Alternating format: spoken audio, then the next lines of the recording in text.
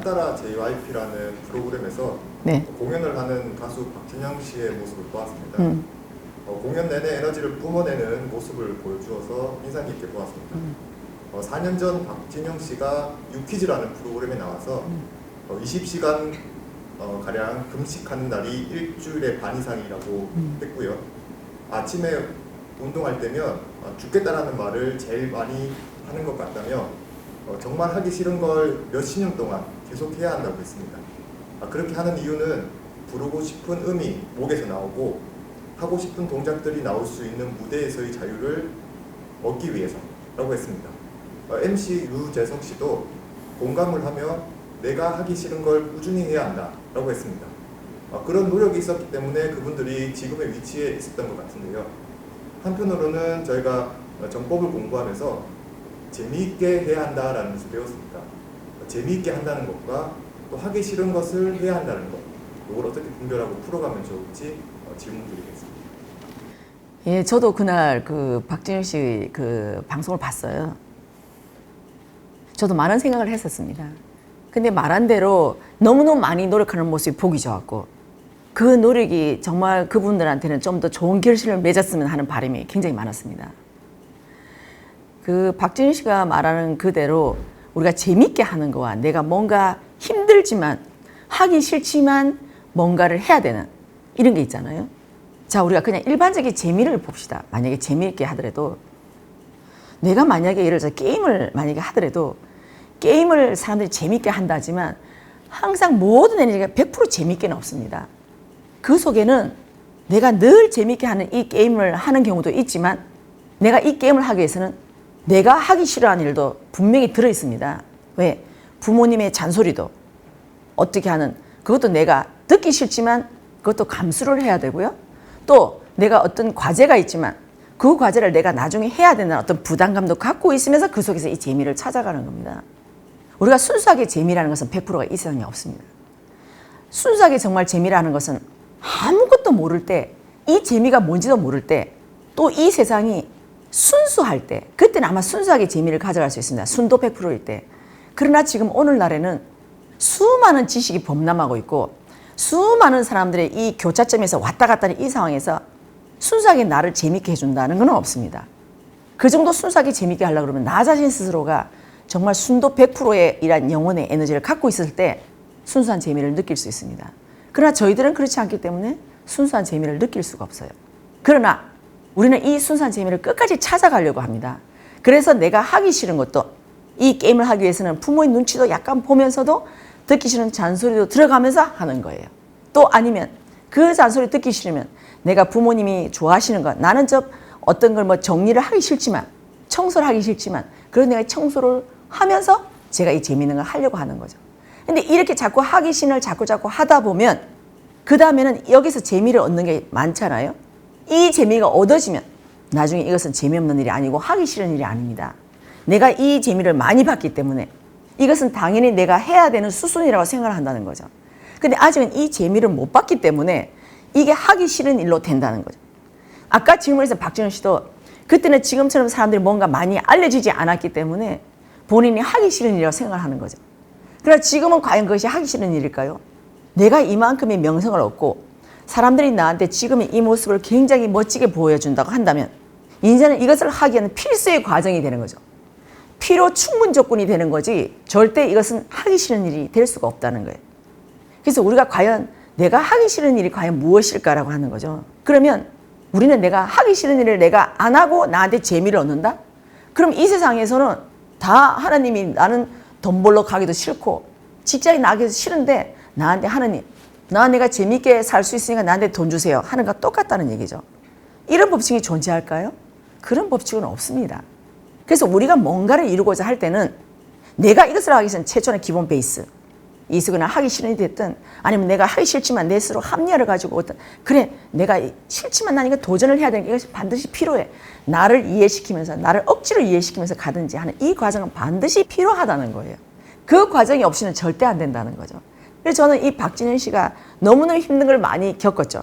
처음에 왔을 때 그 사람은 외모 비하부터 시작해서 사람들이 정말 이 외국에서 처음에 갖고 왔던 그러한 사고관을 가지고 여기 한국 사회에 더군다나 이 연예계 처음에 진출했을 때는 수많은 사람들의 비하와 수많은 사람의 질타와 질시와 그게 과연 될까? 라는 멸시 이런 걸 다 갖고 그 사람은 그 노력을 한 겁니다. 그래서 그것이 이루어졌거든요. 근데 그 사람은 그때 그것을 하기 싫다고 했을까요? 아니요. 그때는 그 사람은 하기 싫다는 겉으로지만 하기 싫은 그 안에를 가만히 보면 나는 이것을 해야만 되는 이 도전의식, 내가 뭔가 목표를 이루어야 돼야 하는 이것이 더 많았기 때문에 이건 할 수 있었던 거예요.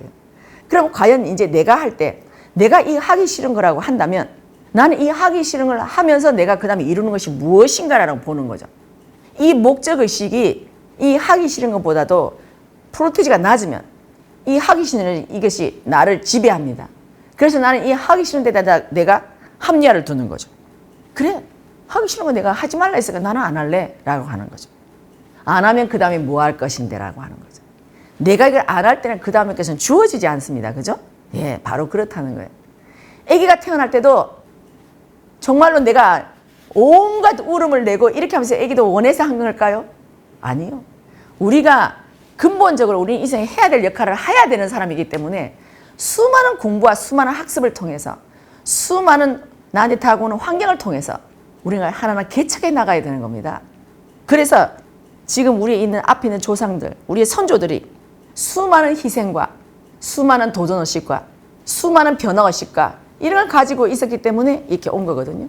그분들 정말 하기 좋은 일만 골라서 했을까요? 아니에요.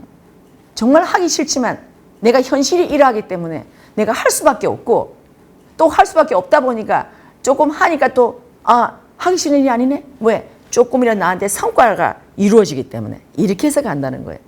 그래서 정말 제가 무엇을 원하고자 하는지 이 목표가 또렷하다고 한다면 이것은 하기 싫은 일이 아니라 이것은 당연한 과정. 이 필요 조건이 이루어졌을 때 충분 조건이 같이 함께해서 필요 충분 조건이 같이 합의가 되는 거죠. 이랬을 때 내가 원하는 바를 이룰 수가 있다는 거예요. 그래서 정말 박지윤 씨의 그 모습을 보고 저도 속으로 뭉클했습니다. 과연 나는 저 사람들이 저렇게 열심히 노력할 때 나는 내가 처한 환경 속에서 나는 저렇게 하기 싫은 억지로 하고 안 한 걸 하고 싶고 이렇게 했지만 나는 과연 몇 프로를 했을까? 저를 다시 한번 점검해보는 그런 계기가 됐었습니다. 세상은 이렇게 노력하는 사람한테 반드시 주는 거지 하기 좋은 것만 골라 먹기 좋은 것만 달콤한 사탕만 먹으면 마지막에 뭐가 온다 했죠? 당뇨병이 옵니다. 하기 좋은 것과 하기 싫은 것과 이것이 다양하게 이루어져야 결국 나중에 내가 원하는 바를 이룰 수가 있습니다. 그래서 내가 이루었을 때 내가 이걸 자신 있게 얘기할 수 있습니다.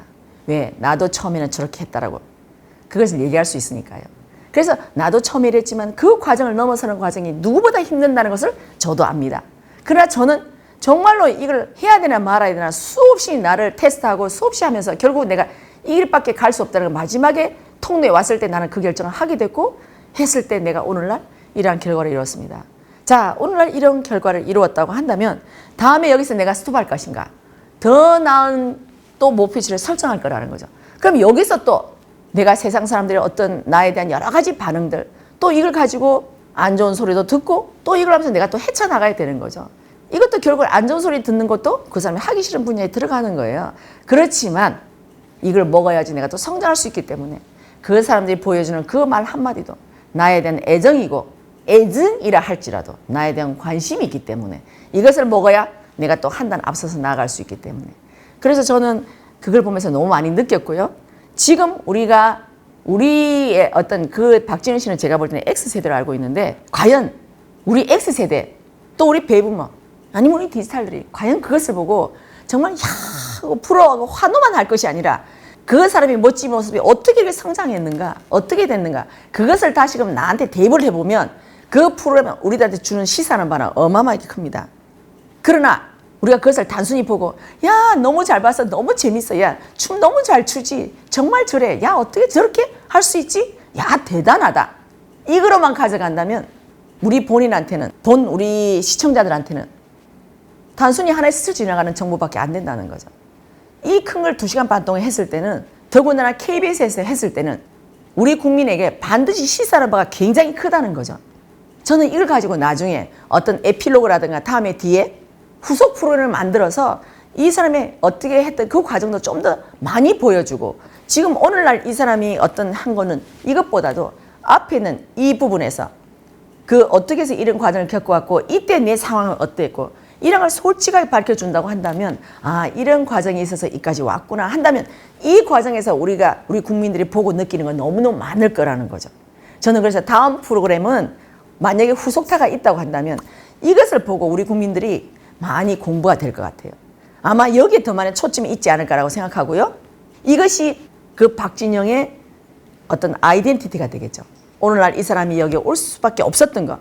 왜 많은 사람이 그 사람을 환호하는가. 우리가 화면에서 비춰치면 왜 사람들이 저기서 열광의 박수를 치고 하는가. 거기에 대한 이것이 여기에 이게 있었구나라는 걸 스스로도 알게 된다는 거죠. 박수를 치는 우리도 박수를 친 만큼의 많은 걸 얻어간다는 거예요. 그래서 저는 다음에 그 후속 프로그램을 사실 기대하고요.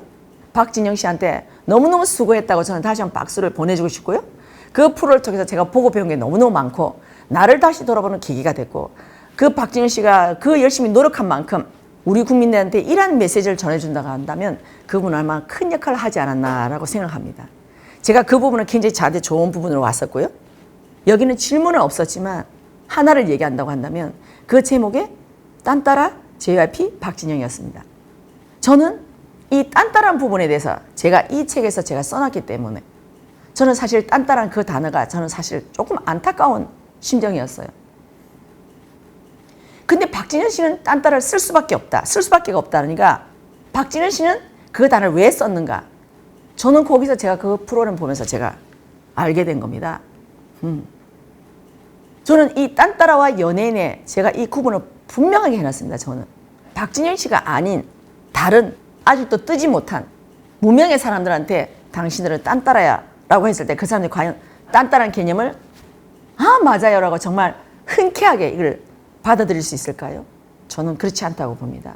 지금 그분들은 다 나는 가수고 나는 탤런트고 이러지 나는 딴따라 가수 누구라고 하지는 않는다는 거죠. 이분들은 옛날에 딴따라고 하면 어떤 유랑극단, 물론 그전에 또 다른 어떤 형태가 있었지만 어떤 유랑극단의 시절을 내세우고 이렇게 해서 자기들이 오늘날 변하지 않은 모습에 이 딴따라를 갖다 대입을 하기 때문에 그분들한테 딴따라하는 순간에 그분들은 바로 화를 냅니다.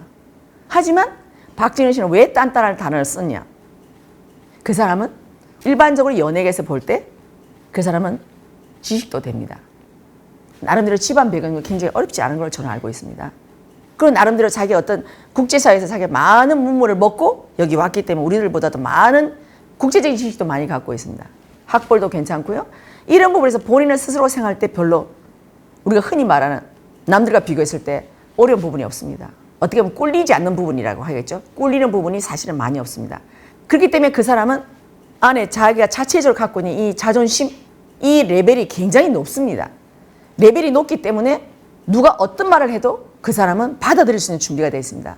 당신은 딴따라야 해도 맞습니다 라고 얘기할 수 있고 또 내 스스로가 딴따라고 지칭을 한다는 거죠. 그것은 내가 그만큼의 이 내공이 돼 있다는 거예요. 그래서 딴따라 JYP 박진영 이렇게 부르도 그 사람은 웃으면서 네 맞아요 라고 할 수 있다는 거죠. 그러나 이 말을 계속 들으면 어떤 사람은 이 사람 볼 적에 이 딴따라는 개념을 박진영 씨가 했던 여기다 개념을 두는 사람이 있지만 어떤 사람은 약간 비하하는 식으로 어이 딴따라 박진영 이리 와 하고 했을 때 그분은 과연 이것을 제대로 소화할 수 있을까? 그분이 딴따라 박진영 너 이리 와봐라고 했을 때 옛날에 미군 부대에서 했던 그런 딴따라의 그 개념을 가지고 탁 불렀을 때 그 사람이 과연 맞습니다 저 딴따라입니다라고 흔쾌히 웃으면서 다가갈 수 있을까? 저는 이거는 한번 생각해 봐야 된다고 생각하고요. 더군다나 내가 위에 있는 위치에서 어느 정도 성공했다는 위치에서 연예인들 사이에도 워너비가 된 위치에서는 이 개념의 단어조차도 정확하게 알고 써야 되지 않나라는 생각이 듭니다. 그게 조금 안타깝고 제가 그래서 이 책에다가 제가 그걸 써놓은 겁니다. 딴따라와 연예인은 반드시 완전히 다른 개념입니다. 근데 그런 개념을 함부로 썼다가는 나중에 그 개념에 의해서 내가 다치기도 하거나 그 개념을 다른 후배들이 나를 따르는 후배들이 그 개념을 썼을 때 뭔가 분명히 다칠 일이 있을 거라는 거죠. 그러면 왜 나는 딴따라는 단어를 썼고 여러분들이 이 개념을 잘 알고 여러분들 여기 개념에 맞게끔 썼으면 좋겠다는 그것을 좀 더 풀어주신다면 아마 그런 혼선은 덜하지 않을까라고 생각하거든요. 네, 그래서 제가 너무 안타까운 것은 바로 그 부분인데 여러분은 이 책을 보시면 딴따라와 연예인의 차이점이 분명히 나옵니다. 그래서 여러분들이 아시고 내가 그래도 나는 딴따라가 나는 좋아라고 한다면 그대로 딴따라 가시면 좋겠습니다. 하지만 지금 오늘날 딴따라서 이 연예라는 이 단어가 바뀌었을 때는 분명히 그에 상응하는 위치에 그만한 활동을 하기 위해서 그만한 지위와 그만한 부와 그만한 명예를 줬다고 저는 생각합니다. 그렇기 때문에 여기서 이 단어에 대한 해석을 분명히 정의하지 않으면 그 단어에 의해서 분명히 다칠 일이 저는 온다고 봅니다. 그래서 여기에 대한 해석을 정확하게 했으면 좋겠고요. 우리가 이 세상 사람들이 오늘날 연예라는 이름을 다시금 불렀을 때는 새로운 단어가 출현했다는 것은 이렇게 돼야 된다고 해서 새로운 단어가 출현한 거지, 이 만약에 딴딴한 단어로서 계속 쓰고 그 단어에 우리가 계속 매몰돼서 갔다라면 이 연예라는 단어가 출현하지 않았습니다. 이 단어가 새로 나왔다는 것은 다시금 지금까지 했던 딴따라에 대한 정의를 새롭게 바라는 뜻에서 이 연예인이라는 단어가 출현했다고 저는 봅니다. 그래서 저희들이 거기에 포커스를 맞춰서 저희들이 앞에다가 이 책에다 서술을 해놓은 거거든요. 그래서 정말 아쉽게 생각하는 거는 바로 이런 부분이라서 박진영 씨도 정말 이 책을 한번 저는 읽었으면 좋겠고요. 그래서 이 책을 읽어보고 저희들한테 다시금 피드백을 주면 좋겠고, 저도 그 피드백을 가지고 저도 또 다시금 또 새롭게 연구를 할 겁니다. 그래서 어쨌든 그날 그 프로그램을 통해서 박진영 씨도 새롭게 보게 됐고, 또 그 프로그램을 통해서 저도 제 자신을 다시 한번 보게 됐고, 제가 거기서 시사하는 바가 뭔지, 또 저에게 부족한 부분은 뭔지 제가 그걸 또 보게 됐고요. 또 그러나 잠깐 아쉬웠던 부분은 이 딴따라는 단어였다라는 걸 얘기하고 싶습니다. 그래서 정말 우리 국민들 스스로도 이 딴따라와 제가 이 책에서 연예인의 정의를 다시 한번 보면 정말 좋겠습니다. 조금 이해됩니까?